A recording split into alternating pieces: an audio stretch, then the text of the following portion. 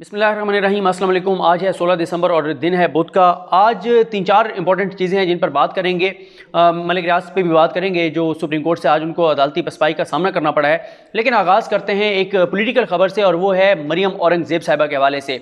नून league में खलबली आजकल मची हुई है। नून लीग में कहा जा रहा है, जिस तरह मियां जावेद लतीफ़ ने कहा था कि 4 से 6 लोग हैं जो विकेट के दोनों तरफ खेल रहे हैं। आपको याद होगा कई माह पहले एक खबर आई थी, उस वक्त भी बताया गया था कि वो खबर मरियम औरंगज़ेब साहिबा के मुतालिक थी। इशारों के नाम में बताया गया था, ज़राए से ये खबर लीक की गई थी कि वो इशारे भी मरियम औरंगज़ेब साहिबा की तरफ थे कि मरियम औरंगज़ेब जो है वो नून लीग की खबरें लीक करती हैं। दो तरह की आरा हैं। एक तो यह है कि मरियम औरंगज़ेब खबरें लीक करती हैं नून लीग से, और फिर आप याद करें मैंने आपको एक वीडियो में बताया था कि एक एंकर, जियो न्यूज़ के एक एंकर जो मरियम नवाज से मिलने गए जाती उम्रा, जब मरियम की दादी की डेथ हुई, नवाज शरीफ साहब की वालदा की, तो उस एंकर ने मरियम से जाकर कहा कि मरियम साहिबा, आप जो यहाँ पर पार्टी के इजलास में बात करती हैं, आप जो अपने क्लोज सर्कल में बात करती हैं, वो बातें जनरल फैज़ हमीद DGISI तक पहुँचती हैं।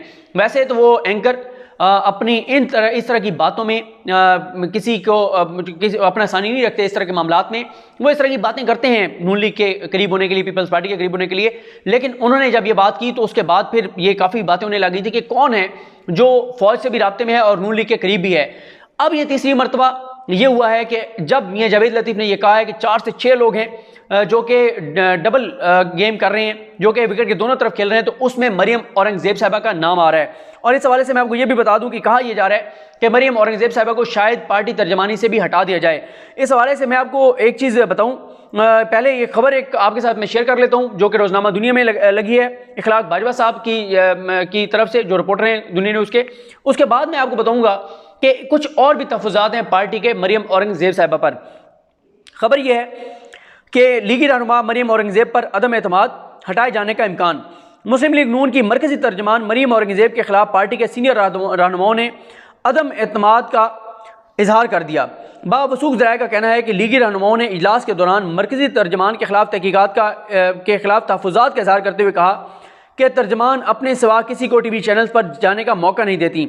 उन्होंने मुख्तलिफ TV चैनल्स पर मोहम्मद ज़ुबैर, तलाल चौधरी, उज़मा बुखारी, जो कि वो कहती हैं कि मुझे अज़मा बुखारी कहा करें, मुसद्दिक मलिक, अताउल्लाह तारड़ के नाम दिए हुए हैं, और चैनल्स को हदायत की हुई है कि सिर्फ ये लोग ही पार्टी की नुमाइंदगी करेंगे। पार्टी रहनुमाओं का कहना था कि नवाज शरीफ का बयानिया हो या PDM जलसे, मीडिया पर उनकी तशहीर बेहतर नहीं हो रही। उनका कहना था कि नून लीग का मीडिया सेल इस हवाले से मुकम्मल तौर पर नाकाम हुआ है। हालांकि PDM के जलसे बड़े हो रहे हैं, मगर मीडिया मैनेजमेंट बेहतर न होने से मसाइल पैदा हो रहे हैं। ज़राए के मुताबिक मुस्लिम लीग नून की जानिब से लॉन्ग मार्च से कबल मरकज़ी तर्जमान को हटाए जाने का कभी इम्कान है। मैंने आपको बताया, एक तो यह है कि खबरें ये लीक करती हैं, शकूक व शुबहात हैं इन पर। दूसरा यह है कि ये हर मामले के ऊपर अपनी खबरें जारी करती हैं। इनके ऊपर तहफ़्फ़ुज़ात ये हैं कि इमरान खान का बयान आए, वज़ीर आज़म पाकिस्तान का, या किसी का भी बयान आए, तो ये अपनी जानिब से रिबटल देती हैं, अपनी जानिब से तरदीद करती हैं। नून लीग में कहा यह जाता है कि इनको ये चाहिए कि जब उधर से प्राइम मिनिस्टर पाकिस्तान इमरान खान साहब का बयान आए, तो इधर से कम से कम साबिक वज़ीर आज़म शाहिद खान अब्बासी का बयान जाना चाहिए।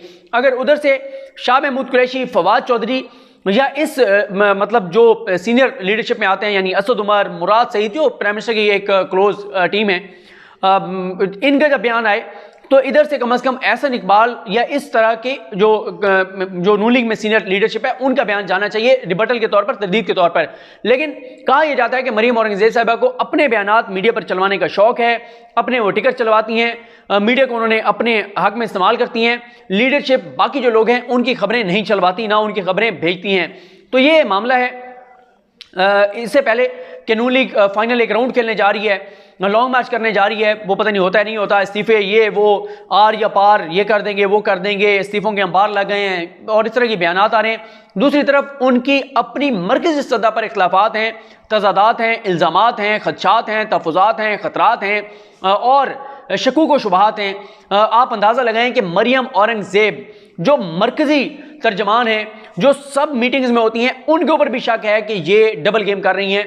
और ये शकूक व शुबहात उस वक्त बढ़े जब मैंने आपको बताया कि एक एंकर ने मरियम के करीब होने के लिए ये कहा कि मरियम साहिबा, आप जो यहाँ पर बातें करती हैं वो DGISI जनरल फैज़ हमीद तक पहुँचती हैं। दूसरा ये भी है कि उसी एंकर ने क्योंकि उसका तल्लुक जियो से है, उसने मीर शकील रहमान के खिलाफ बातें की थी मरियम के सामने, जिस वजह से मरियम ने एक तकरीर में कहा कि जियो भी अब हमारे खिलाफ हो गया है। उस एंकर ने जाकर बताया था कि जियो जो है इस वक्त जो है वो ISPR उसको जो है वो लाइन देता है, और यही वजह है कि उसी एंकर के कहने पर ही मौलाना फजल रहमान ने यह बयान दिया, क्योंकि मौलाना फजल रहमान के भी दोस्त हैं कि ISPR ही मैनेज कर रहे हैं मीडिया को। हालांकि सबके सामने इनके जलसे की नाकामी, इनकी अपनी सुबकी, अब तो कोई ढकी छुपी चीज़ नहीं है। जो मैंने लास्ट 2-3 वीडियोस की थी उनमें मैंने बताया था नईम अशरफ भट्ट साहब की स्टोरी के बाद, और नईम अशरफ भट्ट साहब के साथ जो मियां जावेद लतीफ़ ने इंटरव्यू दिया था, जिसमें उन्होंने वाज़ेह तौर पर कहा था कि बिल्कुल वहाँ पर यह बात हुई है जो नईम अशरफ भट्ट की रिपोर्ट थी कि जो ख्वाजा सादिर रफ़ीक हैं उन्होंने तहफ़्फ़ुज़ात का इज़हार किया था कि लाहौर में हम एक कामयाब जलसा नहीं कर सके। दूसरी खबर पर बात करते हैं, और वो ये है कि मलिक रियाज को एक और अदालती पसपाई का सामना करना पड़ा है। मलिक रियाज बहरी टाउन कराची, जिसमें अदालत ने यह फैसला दिया था कि 460 अरब रुपए बहरी टाउन की जानिब से दिए जाएंगे, 2.5 अरब माहाना उन्होंने किस्त जो है वो जमा करानी होती है। इस हवाले से आज इमरान वसीम साहब ने भी बताया है। मैं क्योंकि आज सुप्रीम कोर्ट में तो नहीं था, क्योंकि मैं आज इस्लामाबाद हाई कोर्ट में वो एंकर्स की समात में था जो नवाज शरीफ की तकरीर के लिए, जिस पे लास्ट वीडियो में मैं साकिब बशीर साहब और फयाज महमूद साहब के साथ वीडियो कर चुका हूँ, लेकिन फिर मैंने इमरान वसीम साहब की भी वीडियो देखी, और साथ ही मैंने गुलाम नबी यूसुफजई साहब की जो खबर है उसको देखा, आबिद अली रईन साहब से इन्फॉर्मेशन ली। उसकी वजह यह है कि मैं इसलिए बात कर रहा हूँ मलिक रियाज साहब के इस इशू पे, क्योंकि मैं मुसलसल इसके ऊपर बात करता रहता हूँ। तो वो ये चाहते थे कि कोरोना की आड़ में उनको रिलीफ मिल जाए, और 3 साल के लिए वो अपनी एक साथ जो है वो मौखर कराना चाहते थे।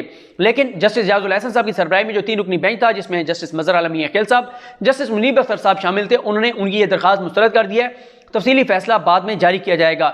इस हवाले से जाजुल हसन साहब ने बिल्कुल दुरुस्त कहा कि हुकूमत ने कंस्ट्रक्शन के लिए पैकेज दिया है, कंस्ट्रक्शन इंडस्ट्री को रिलीफ दिया है। और यहाँ पर मैं आपको ज़ाती मुशाहिदे की एक बात बता देता हूँ, ज़ाती तौर पर एक आपको बात बताता हूँ कि पिछले दिनों हमारे एक दोस्त हैं, उनके भाई की इंगेजमेंट थी, तो मैं उनके साथ गया। तो जहाँ पर हम इंगेजमेंट वाले घर में गए, तो वहाँ पर जो फैमिली थी वो उनके जो एक भाई थे वो एक इंजीनियर के साथ होते हैं जो कि कंस्ट्रक्शन का काम को देखते हैं।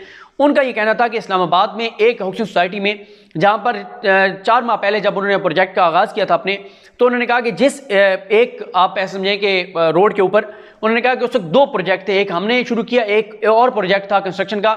लेकिन अब वो कहते हैं कि उस एक रोड के ऊपर 35 प्रोजेक्ट्स जो है वो शुरू हो चुके हैं, 35 घरों की तामीर, 35 इमारतों की तामीर जो है वो शुरू हो चुकी है। और ये बात आप देख लें, सीमेंट की फ़रोख्त बढ़ गई है, और एक बूम आया है कंस्ट्रक्शन इंडस्ट्री में, रियल एस्टेट में कीमतें बहुत ऊपर गई हैं। बल्कि वो बता रहे थे कि जो जगह उन्होंने 58 लाख की लेकर और कंस्ट्रक्शन शुरू की थी, तो वो कहते हैं 4 माह बाद वहाँ पर कीमत 1 करोड़ हो गई है। और अब जो ये फोर्स क्लियर लॉ जो आया है, इसके बाद जब बैंकों को पाबंद किया गया है कि एक मखसूस परसेंटेज जो है वो घरों की तामीर के लिए वो देंगे, तो बड़ी तेज़ी से कंस्ट्रक्शन की इंडस्ट्री में जो है वो हमें तरक्की नज़र आ रही है। घर बहुत ज़्यादा बन रहे हैं, और ये इस मतलब सेक्टर में बहुत ज़बरदस्त काम हो रहा है।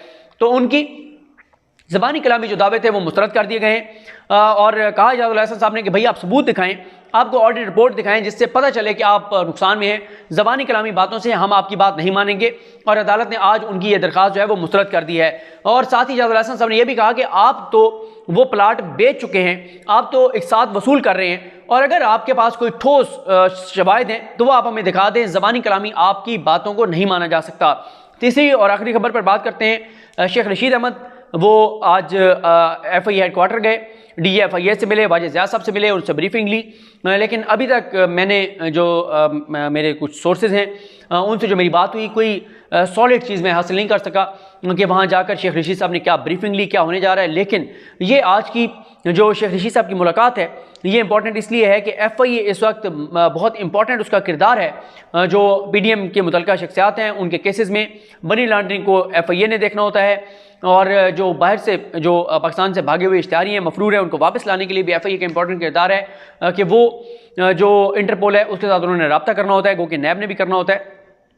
तो ये जो आप देखते हैं कि इसमें से क्या जो है वो बरामद होता है। कुछ लोग ये भी कहते हैं कि शेख रशीद जो हैं वो ऐसा नहीं होगा कि फौरी तौर पे कोई सख्त इकदाम अपोजिशन के ख़िलाफ़ शुरू करें।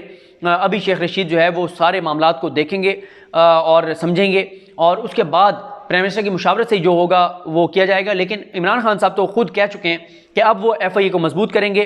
FI की डोमेन में जो जो करप्शन स्कैंडल, जो जो चीज़ें आती हैं FIA उसके ऊपर इकदाम करेगी। और वाजिद ज़िया साहब जिन्होंने पनामा केस में भी ज़बरदस्त काम किया था, अब वो DG FIA है। पनामा केस में शेख रशीद पिटिशनर थे और इमरान खान भी पिटिशनर थे, तो आज वही वाजिद ज़िया हैं जिन्होंने तहकीकात की। पिटिशनर जिनके दरख्वास्त पर पहला फैसला आया था शेख रशीद, वो वज़ीर दाखिला हैं, और इमरान खान जो उसमें मरकज़ी किरदार थे पनामा केस में, जिनकी पिटिशन थी, वो वज़ीर आज़म हैं। तो देखते हैं कि इन तीन का जो आपस में एक कोऑर्डिनेशन है वो किस तरह से आगे चलता है और अपोजिशन के लिए FIA से क्या क्या खबरें सामने आती हैं। मुझे अपनी दुआ में याद रखें। अल्लाह करीम हम सबका हामी नासरो। अल्लाह हाफ़िज़।